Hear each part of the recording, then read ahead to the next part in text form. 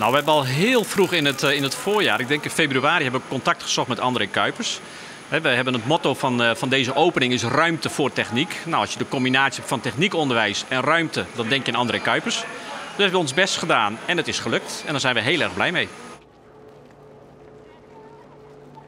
De hele wereld draait om techniek, wordt steeds meer en meer. Iedereen gebruikt van alles zonder dat ze beseffen dat er allemaal techniek achter zit. Hoe dat gemaakt wordt. En dat zit in energie, het zit in communicatie, het zit in transport, medisch, voedseltechnologie. Overal heb je met technologie te maken. En dat betekent dat we heel veel mensen nodig hebben.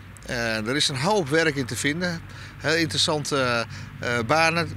Dat betekent dat je ook opleidingsplekken moet hebben. En vandaar dat het een goede ontwikkeling is natuurlijk. U kreeg hiervan te horen, dacht u meteen hier moet ik naartoe? Ja, simpel. Nee, ik steun dat soort dingen graag. Ik zit bij de Techniekpact. Dus besef dringt ook tot de regering door en bedrijfsleven van we moeten zorgen dat er genoeg mensen in de techniek komen. Dus je moet het leuk maken, interessant maken, je moet de mogelijkheden scheppen.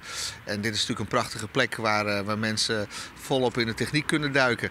Ja, dus toen ik hoorde dat deze opening er kwam, wilde ik er graag aan meedoen.